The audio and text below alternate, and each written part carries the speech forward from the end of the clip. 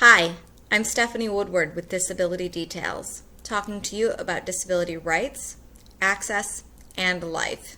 And today we're talking about service animals, because nothing can piss off a disabled person more than when businesses claim that they know everything there is to know about service animals and then try to deny a service animal because they don't have proper identification.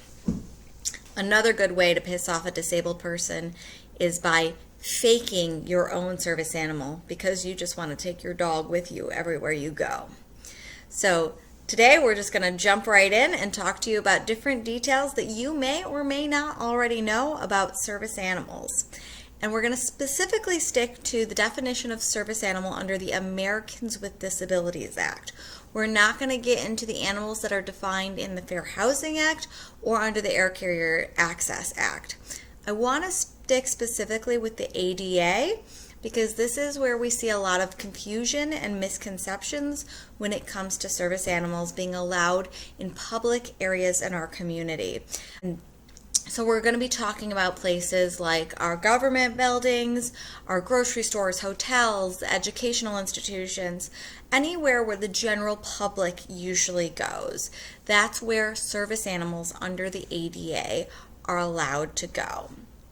So when we're talking about how is a service animal defined, a service animal is a dog that is individually trained to perform tasks for people with disabilities. They're specifically dogs as of March 15th, 2011. Now the ADA does have a provision for miniature horses, but I'm not going to get into that because I want to specifically stick to dogs today because that's what we see most of the time. So service animals are individually trained to perform work or tasks for people with disabilities. So these can be different for each person with a disability. So it could be, traditionally you might think of a dog that may help guide a blind person. There are also dogs that can help detect sound for deaf people. That is also a service dog. You may have seen dogs that help pull wheelchairs. That is a service dog. You may have seen dogs that do tasks that you may not be able to visibly see, such as dogs that can detect when a seizure is coming, or dogs that can help individuals with post-traumatic stress disorder by helping with an anxiety attack. And this is not by providing emotional comfort, but by performing specifically trained tasks. So there is a difference. Dogs or animals that only provide comfort or emotional support are not service animals. So where are service animals allowed? Basically anywhere the human is allowed. It is as simple as that. So under the ADA, state and local governments, businesses, not-for-profits, all must allow the service animal to accompany their human anywhere that the human would normally be allowed to go. So if this is a restaurant, if you're normally allowed in the front of the restaurant, then your service animal is allowed in the front of the restaurant. If you're allowed to go to the bathroom, then your service animal is allowed to go to the bathroom. If this is a hospital and you're allowed to go to the cafeteria, then so is your service animal. If you're allowed in the inpatient room, then so is your service animal. The only place the service animal is not allowed to go are places where it would genuinely impact the sterility of the hospital. So like, let's say a surgery room, because not all people are allowed. And even if the handler is allowed in that room because of the surgery, because that's a sterile environment, they can exclude the service animal. However, there is another case where there was a brewery.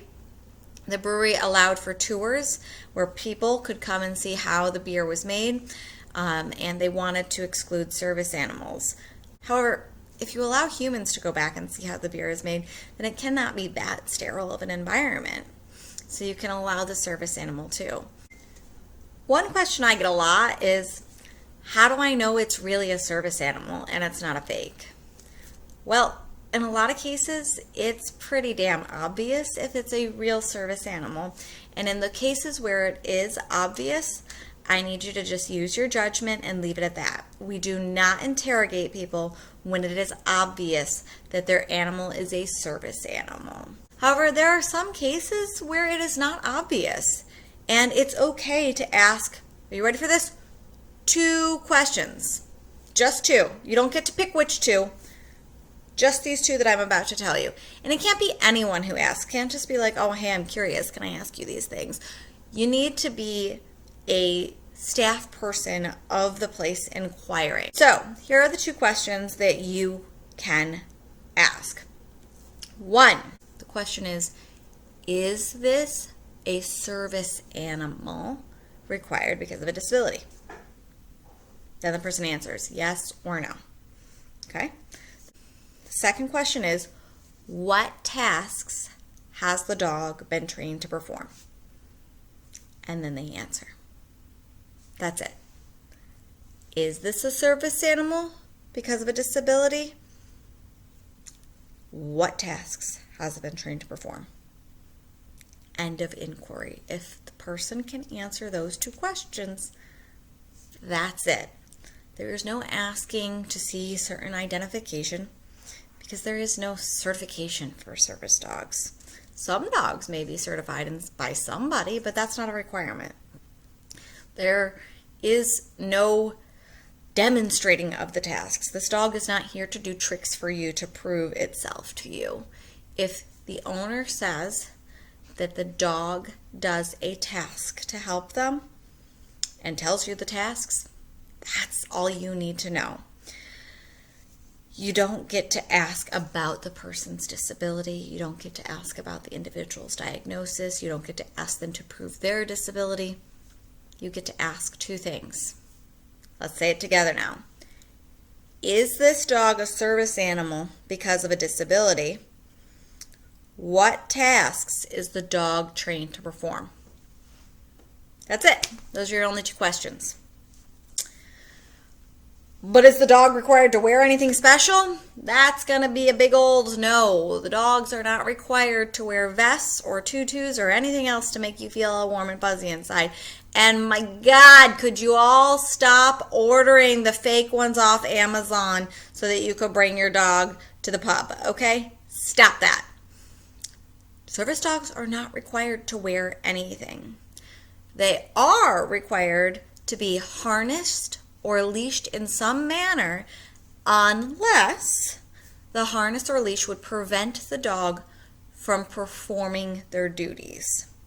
In which case, then the animal needs to be able to be controlled by the handler with the use of their voice or some other mechanism. Okay, so now that we have all that down, what if you just really don't want the service animal in your area? Or maybe like you want to create like a separate little space over there for them. Is that okay? Absolutely not. No. So first, when it comes to removing a service animal, there are only 2 reasons that a business or entity can legitimately remove the service animal. 1, if the service animal is out of control and the handler cannot bring it back within control. And 2, if the service animal is not housebroken. In those 2 circumstances, you can ask the service animal to leave, but you cannot deny the individual with the disability or services. So if the person with a disability has a service animal that is out of control and they cannot bring it back under control, you can ask them to remove their service animal but still serve them. Now, what if someone has allergies or is afraid of the animal? You still have to allow the service animal in. You can't just exclude someone with a service animal because someone else has an allergy or is afraid of the animal.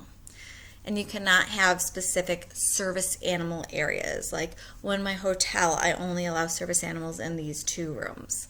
That's not acceptable. Or in your restaurant, service animals are only allowed at these tables. No, you can't do that. And you also can't charge extra for someone having a service animal. If you would normally charge extra because a person's animal caused damage and the service animal caused damage, then you can charge extra for the damage. but you can't charge extra for the service animal existing. For example, if you rent out cars and you rent to a person who has a service animal, you can't charge a cleaning fee because the dog existed in the car. Now, if the dog defecated in the car, sure, but the dog simply existing in the car is not a reason to charge extra. Of course, I would be remiss if I ended this video without reminding you that service animals are working. So if you see a service animal and you think it's super cute, I have no doubt that you're right on that. It probably is super cute. But super cute service animals are still working. And if they're working, they should not be approached by you for petting or interaction or socialization unless the handler allows you to do so. That's all we have for this week on service animals. If you liked this video, feel free to click the like button below and also subscribe to this channel if you want to learn more about disability rights, access, and life. I'll see you next time.